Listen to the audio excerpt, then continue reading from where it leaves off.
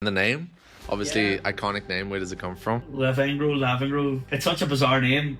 It's actually a Latin word, so it Okay. means word master. Yeah. How did you get into music? Things really started to get serious when I was 12. Got a massive opportunity to go and be in the West End. That was my first sort of moment where I was Right. like, Okay. this is a career for me. This is what I want to Yeah. do. There was another opportunity that Okay. raised its head. It was a boy band. Right. Okay. Not like Lavengro were an actual band. It was with Louis Walsh. We believed in ourselves that we would be the next big thing to come out of here. Derry means so much to me, so I pride myself in being from here. So as I said, I've travelled all over the world and always want to come home. How did that band start? How did you get into? How did you meet the boys? And yeah, I'd love to hear that full story. We got spotted by a guy called Saul Parker, and he is like literally the biggest agent in the UK. So we left our jobs. Saul brought us over to London, put us into like the best writers in the UK, best sessions.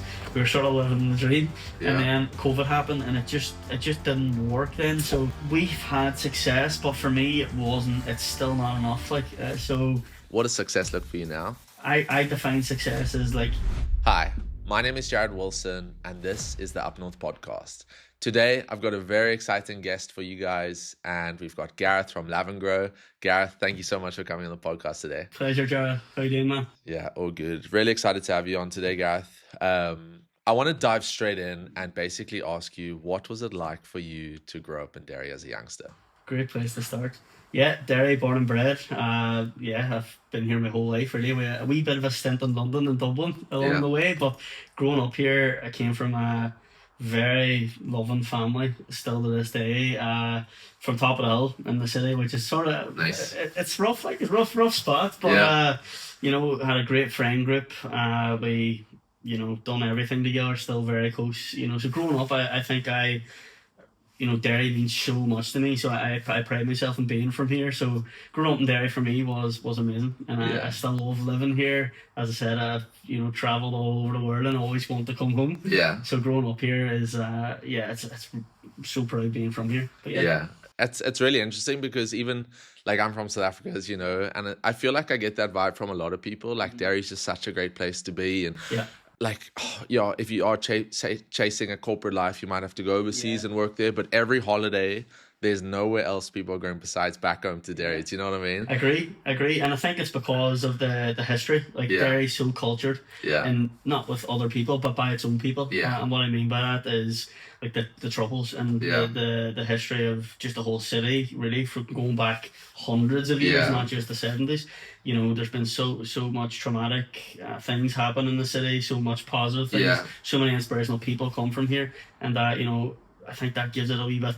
Whenever you say it from Derry, people almost lean into it, 100%. And people being from here, we love that, and we almost wear it on our chest. So growing up here has been amazing. It's been tough though as well. Like it's a working class city. I come from a working class background, working class family. Nothing's ever given to you on a silver spoon here. And that comes in music as well. There's been it's been tough everywhere, but to answer the question, it's been great. No, 100%. Well, you said it yourself about the music. That's obviously why we're here today. How did you get into music? I'm keen to hear the really story. Young age, man. Really young age. No one in my family was musical, which was always weird. I sort of would give it to my dad. Like growing up, we would have in the car. I always had like Elvis Presley CDs, Michael Jackson CDs, and I just remember being obsessed. Anytime I got in the car, I always wanted to go in the car with my dad. They listen to music, and So from a young age, I knew it was something. I just connected it. It was like a force that just dragged me in. And when I learned I could sing, it was in the Richmond Centre. And my dad probably tells this story better than I am. I was like 7 or 8. He tells me that I was in Richmond Centre and there was a karaoke competition on in the bottom floor, and they couldn't find me. I was lost in the Richmond Centre, and then I was up on stage. They heard this wee singer singing Uptown Girl by Westlife at the time up on stage, and it was me, and that's when I got the buzz of singing, and so from probably a young age, and that's where it all started for me. Was it kind of like a moment where you felt like this is what I want to do, or were you just, how did that kind of get into play? Great question. I think things really started to get serious when I was 12. So touched on it at the beginning, moved to London. I got the opportunity at the age of 12. Yeah. Right, okay. Got a massive opportunity to go and be in the West End in London, which completely different background than what I am now. I'm not really a theatre kid, but growing up at 12, I sort of fell into it. Yeah. There was an audition for a show back in the day called I'd Do Anything. Okay. Might not know it. Was like basically a talent show. Yeah. Where they were looking to find the next Oliver Twist and Right, Nancy okay. to play the characters on West End. Yeah. So I was the only Irish kid, like thousands of lads, aged 12, 10 to 12 auditioned, and being a young man from Derry, I got to go and experience what it's like to be in the West End at such a young age. Yeah. And loved every minute of it. Yeah. A little bit different, completely different to what I do now. Yeah. And I still love going to watch shows and things like that. But that was my first sort of moment where I was like, this is a career for me, this is what I want to do. So was that just an audition, or did you actually get the role? No, I got the. Oh, you got the role? It was a TV show where I didn't get the role of Oliver. No, but I got asked to stay in London and be in the show. Right, okay. In a completely like Fagan's Gang in a completely different role. Yeah. If you know Oliver Twist, but look, it was such a culture shock moving from a small place as like Derry. Yeah, for sure. To London, the hustle and bustle. I lived with other lads in a class place. We had a chaperone called Mavis, and she cooked, cleaned. Yeah. And that was at the age of 12? 12 to about 14 for about 2 years, It was crazy. And then fast forward then, a couple of years back, I came back to Derry when I was 14, and, I knew music theatre just wasn't for me. Yeah. It wasn't my bag, and at age 16, fast forward 2 years, there was another opportunity that raised its head. Yeah. It was a boy band. Right, okay. Not like Lavengro, we're an actual band. Some people call us a boy band, but it was with Louis Walsh. Right, okay. So he was putting together a new boy band, and it was, at the time, it was marketed like it's the next Westlife, obviously Boyzone he was involved with as well. So again, I got into the last 6 lads in that. Okay. Got a call, offered me to be in the band. Yeah. It just didn't work out for us. Right, okay. Yeah, so I couldn't get us signed. It just didn't work. Yeah. And so again came back home to Derry, as they say, with a tail between my legs, and then that's when Lavengro started. So we went to Sandino's and sort of was like, I want to do my own thing. Yeah. So the way I was let go at the time with Louis Walsh was really tough. Yeah. Like the cards on the table at the time, like it was such a shining light in my life. I didn't know what I wanted to do. He's promising you're going to be a millionaire kid, you're going to be this, and tell a lad from Derry that. Going, oh my god, it's crazy. No. And it just didn't work. And then came back to Derry and I was like, I'm going to do it myself, but not a boy band. Yeah.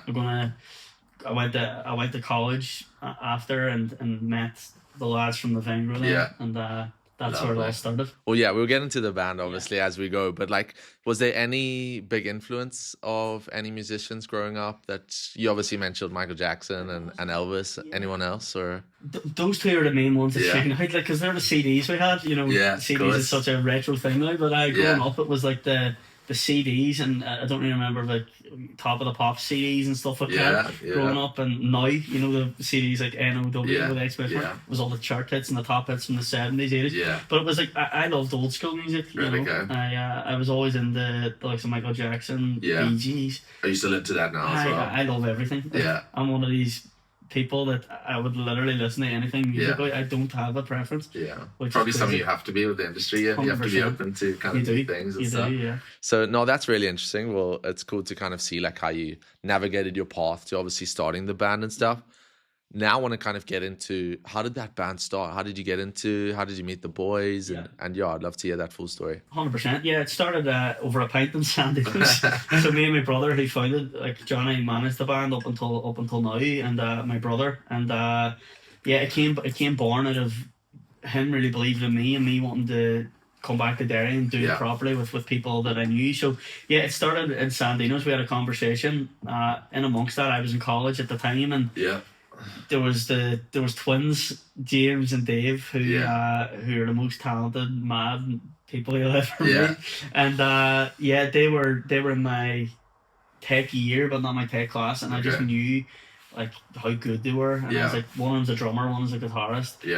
Then I had a bass player, also Emmett, who was in he's not in the band anymore, but at the time he was playing bass. And he met him in college, and then there was a guy called Jack who's also not in the band as well, but way back when we started 10 years ago. He played keyboard, and they were friends with Dave and James. Those 4 lads that I didn't know were already a friend group. but they were like amazing musicians. You know, we were kids at the time, 17, and I just approached them and said, "Look, I want to start a band. I'm a singer." I don't think they really knew me, and they were like, they knew me a wee bit. They knew I could sing, and from there we just started a band and started to go to the Nerve Centre and lock ourselves in the practice room playing literally cover songs, anything. Because that started 10 years ago, right? Literally 10 years ago now. Yeah, we're 27, 28 now, the lads. I'm a bit older. But we 10 years ago. That's mad. And you obviously mentioned a few boys have left the band. Has anyone joined the band or? Yes. So Emmett and Jack, who were the first members, and they left like 5 years ago now. So when the band started getting the success that we had over the last few years, it was Jordan Edgar who joined. So Emmett left, who played bass. Jordan was a bass player. And he was in a really good band at the time called what were they called? Lunatics. I don't know if you ever heard of them. But Jordan always looked really good. He was a good looking kid, like, and whenever Emmett left, it was Jordan was someone we looked at and we're like he'd be class to get in. So from then still in, so it's myself, the twins, and Jordan. That's class. 4-piece. Yeah, good stuff. And the name? Obviously, iconic name. Where does it come from? Mad name, So Lavengro, to me, like we've been called like radio plays as they don't know who we are. It's such a bizarre name. It's actually a Latin word, so it means word master.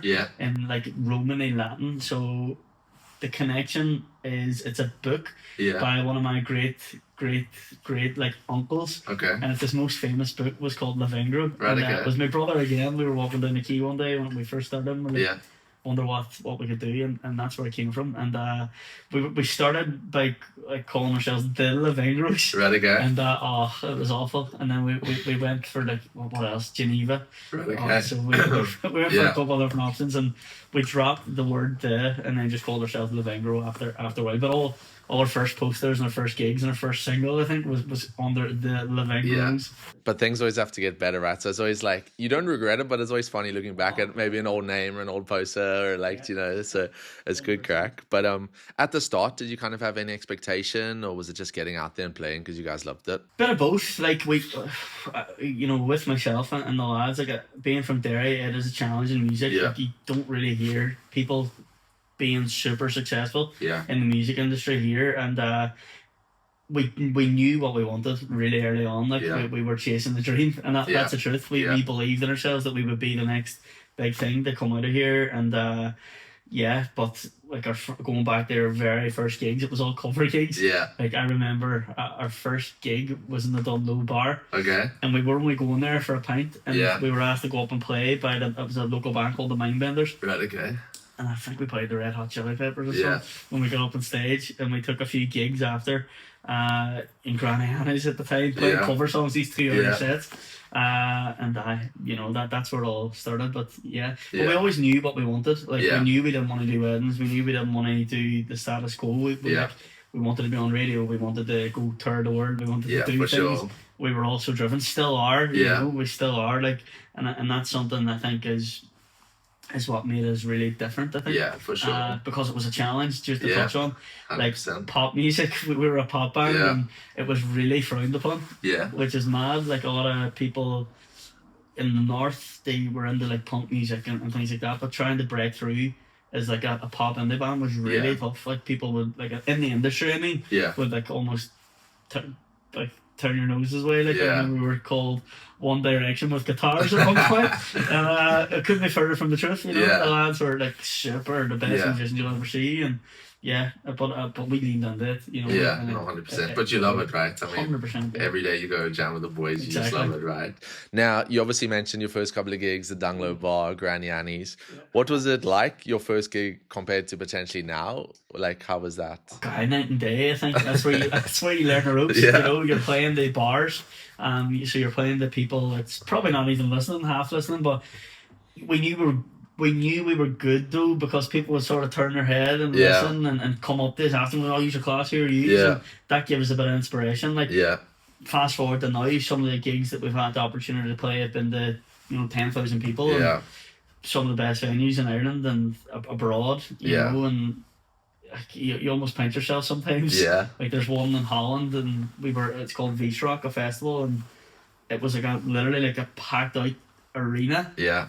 Like we were on the bill. We were like the second highest headline act. We're like, we're not that big, but having that opportunity to go there and people literally pack out a tent in a European country was like almost a last year pinch me moment. You're wondering like, have we done this? No, 100%. I think that's on the YouTube channel as well. Yeah. Live, yeah. I was there's watching like a vlog. Yeah. We brought a cameraman with us, Sean and Nathan, and that was a moment in our career where we were like, wow. Yeah, no. These are the memories you do it for, right? Yeah. It's things like that. It's great.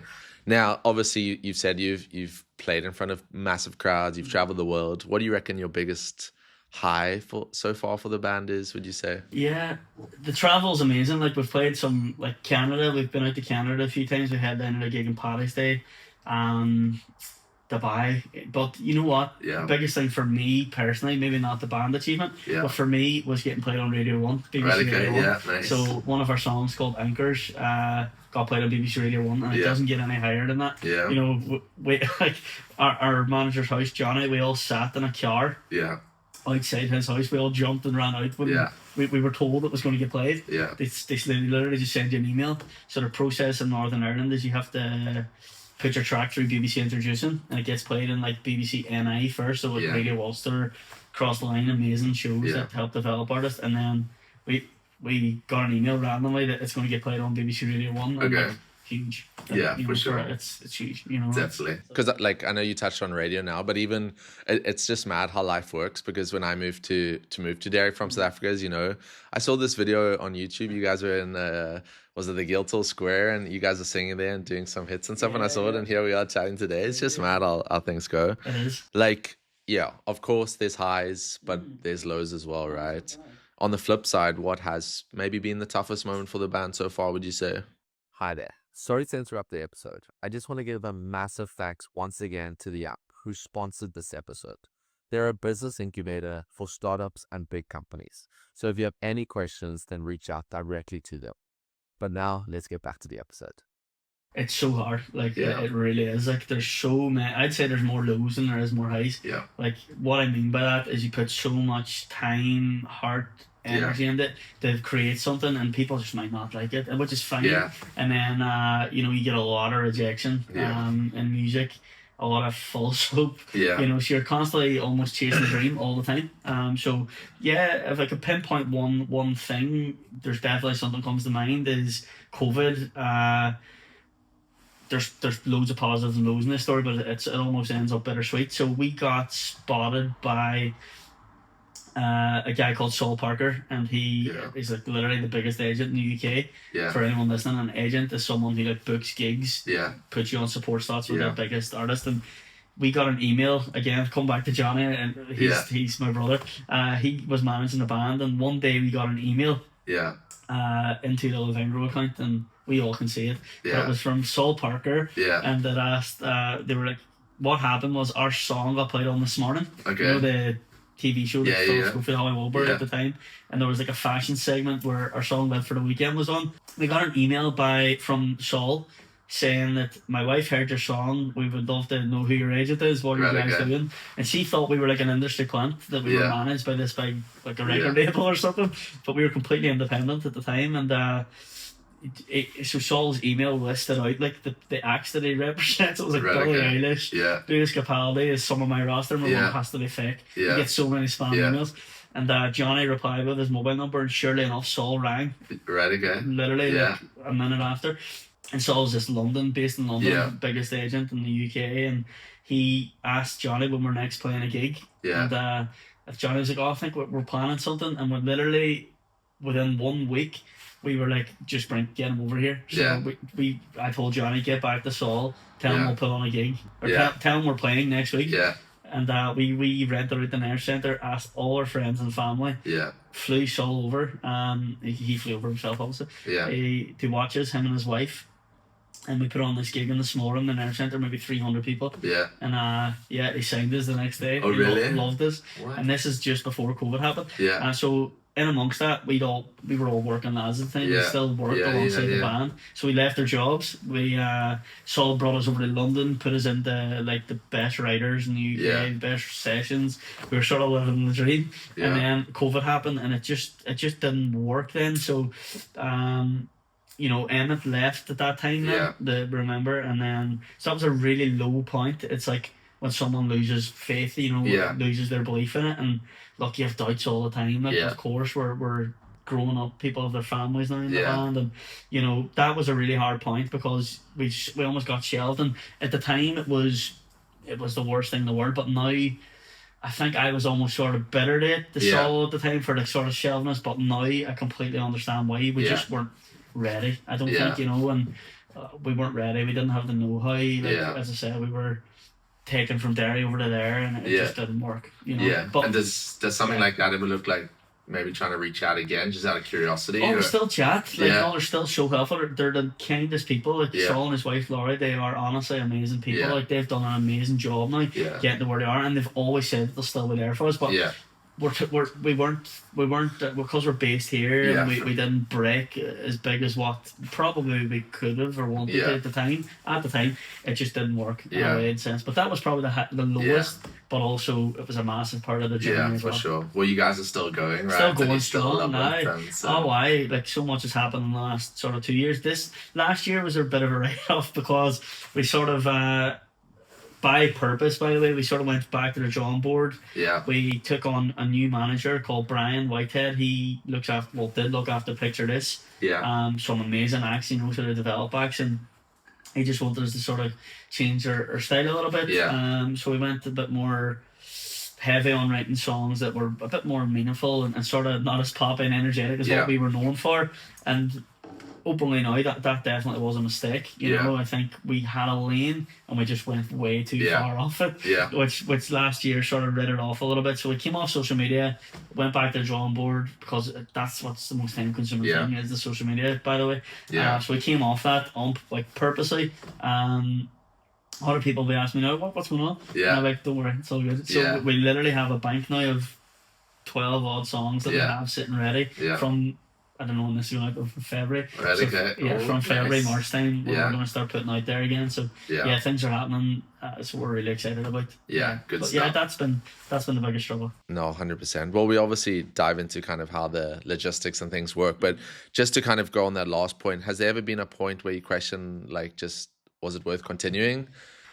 It's a tough one to answer. Like, it doubt creeps in, it does. Like, of course, but I think going back to like our being those 18-year-old kids, like, we all believe in ourselves like nothing normal. We genuinely believe that we have something unique and something special, and like, from all what we achieved, like, there's definitely something there. It's part of the something as we've always been told, oh, you've got potential, and I hate that. It's always the nearly band. Like, we're always nearly there. You've got potential, but it's never been fulfilled. Like, I still think we haven't even scratched the surface. Like, although we've achieved so much from being from here, like, I think there's the best is yet to come. I really believe that. And if I ever stop believing that, that's when I think that's when the title is. But of course, like, we all have families. We all have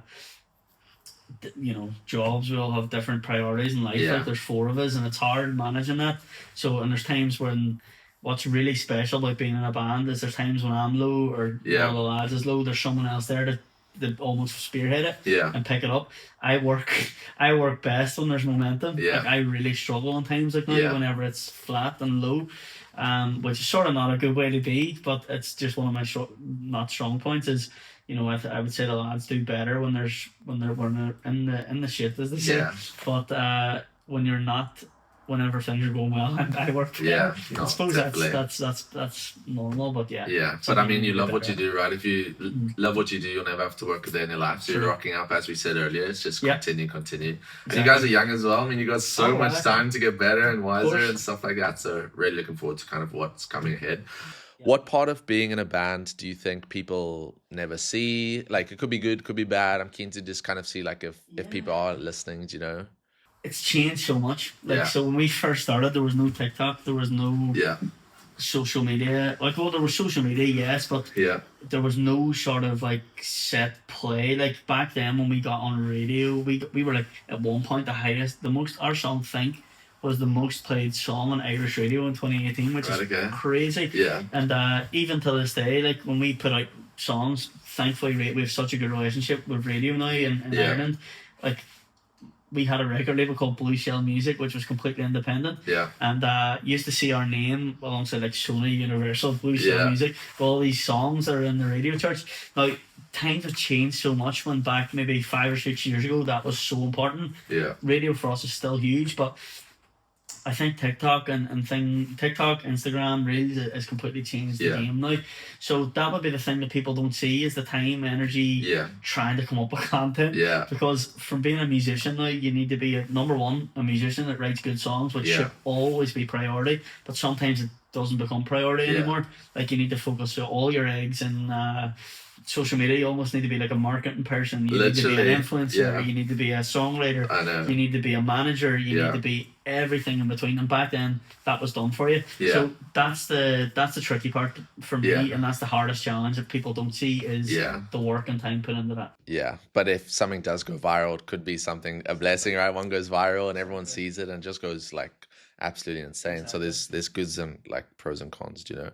For someone kind of listening to this and is potentially from Derry, what do they need to know before they start, do you reckon, getting into this industry? Let me think.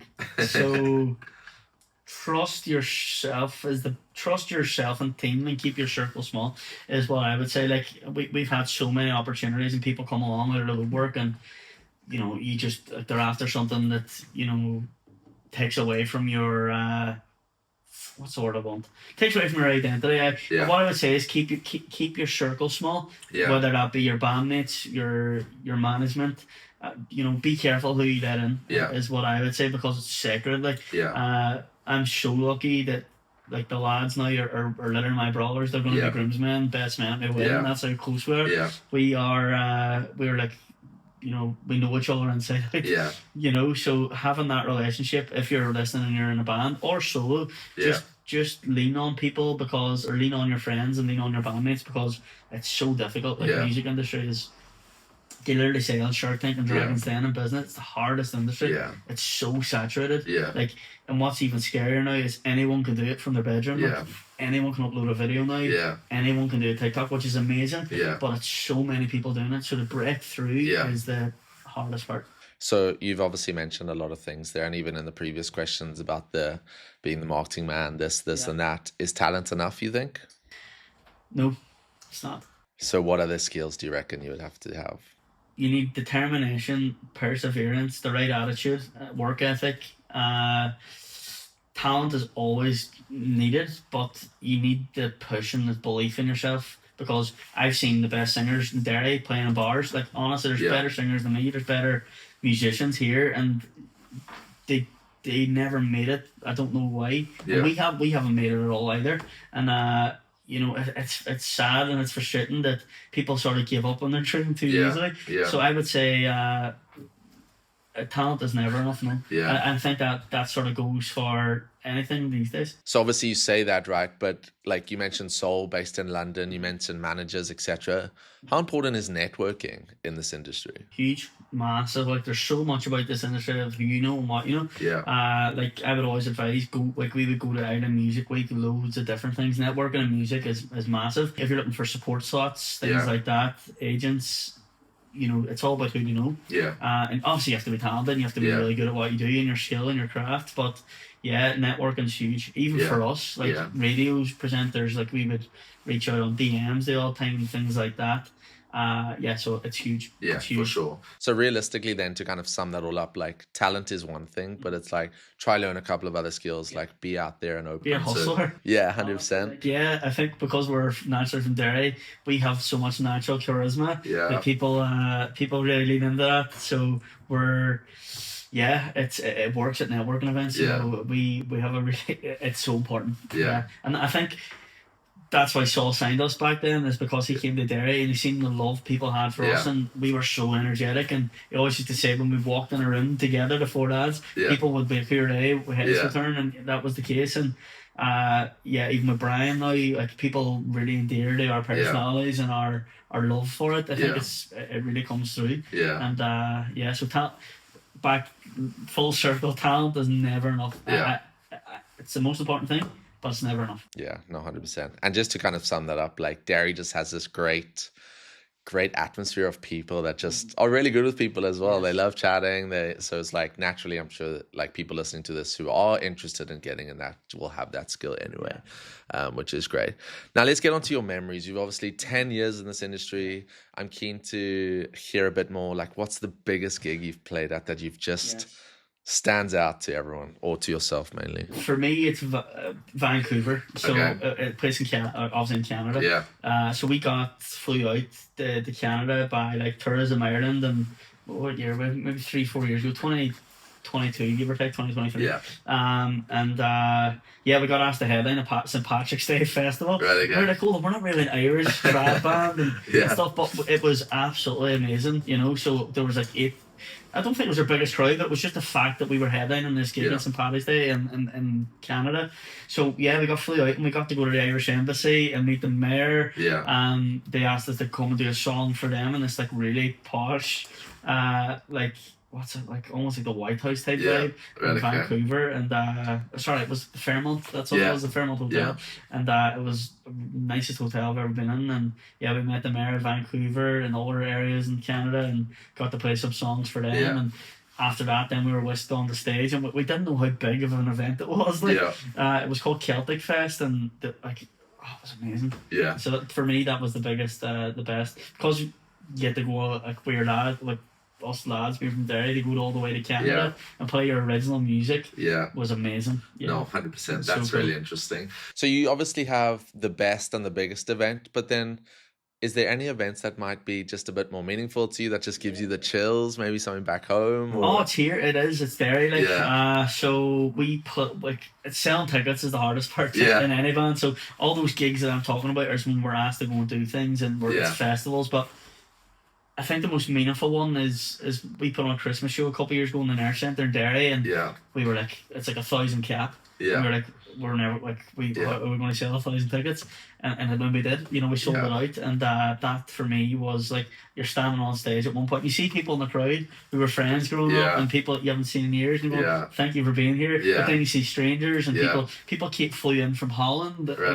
Crazy stories. People flew in from like Spain, Holland, and we're like, it's crazy, you know. And so for us, for me, that was one of the moments where it's like, you know, wow, you know, it was then tomorrow, and you're able to say that you sold out a hometown show is pretty special. Definitely. So I want to kind of touch on an event that you played on that unfortunately I wasn't able to come to, but I thought was like, because I knew at the time.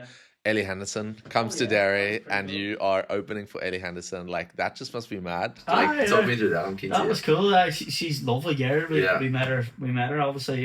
So that was an event in Everton Square. And obviously I have a job as well. So I work in optic and on the square. So every day I watch the stage get built in the summertime. It was an amazing gig. You know, we got the opportunity to open up. We always wanted to play Everton Square, like in an open air event. So it was really, really cool for us. We don't do much gigs in Derry, so it was a nice opportunity to do that. So brilliant. No, good stuff. Now, obviously, every country has a different crowd, different atmosphere. Do certain crowds or venues just hit you differently? Big time. It's so, Europe is crazy. Like Netherlands. It's great. We played there like 3 times. They no phones. They're just screaming, shouting. You know, they catch on the lyrics really quickly. They might not know the songs first time around, but when the second chorus comes around, they'll be singing it back to you. But I love that. Their energy in Europe, I think, is so much more appreciative the original music than here. Honestly, I really do think that. Like Germany, we played, and they seem to appreciate you more there and get a lot more, you know, voiceful. And now it's sort of, when you go to a gig here, you know, people are out their phones, they're not really in the moment. But I think in like those European countries, it's not as common. Yeah, no, 100%. So everything's a process, right? You started 10 years ago as a youngster, you're getting better, and you've even said in the conversation today that your best is yet to come. But as you go on that journey, do you feel like there's things that you're doing now that you wouldn't even consider 2 years ago? The social media thing, it's coming back to that. Like, it's going on, and sort of, you know, we always want to be authentically ourselves, but there's times when you can't do that on social media. You almost need to put on a bit of a performance even on social media. So that I don't think when we first started we would ever have imagined that would have been, you know, something we would have done, like go out and, you know, play to strangers on the street and things like that. And that you have to really create that demand and attention now. Whereas when we first started, that wouldn't even have been a thought. Yeah. Like that literally wouldn't even have been like anything that came into our head. So that's been the biggest change. Interesting. So we obviously chatted earlier about kind of like when you started, you had dreams, you had aspirations, you had an image in your head what success looked like. Yeah. What does success look for you now? It's a great question. Like we've had success in a way where like I don't think there's been a band from Derry that's done what we've done. Yeah.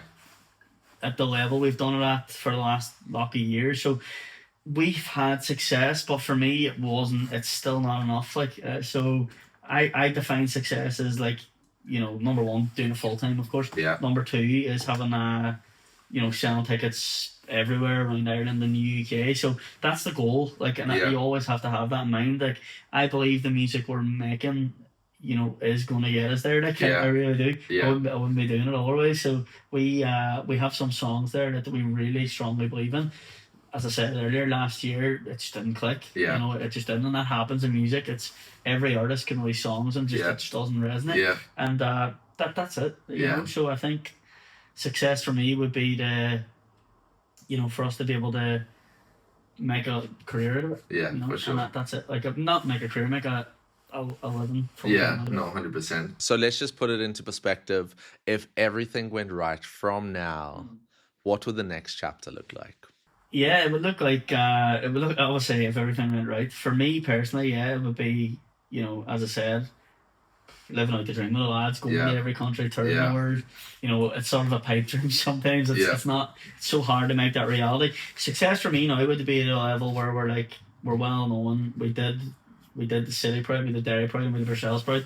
Want to release an album, like I think before everything was ever to end. We've never put out an album, like a body of work where you have 12 or 15 songs on an album. That would look like success to me, because it costs a crazy amount of money to even do that. So it's a hard one to answer. To be honest, because we've had success, but like I think there's so much more yet to come. Yeah, no, 100%. Well, I think you kind of nailed it on the head there, where it's like you want to make yourself proud, you want to make your band proud, and you want to make the town of Derry proud. So I think that's perfect, and I think that's a great way to kind of finish this off today. So Gareth, an absolute pleasure, my man, to have you on the podcast today, and thank you so much. Thanks, Gerald. Pleasure as well, and thanks for having me.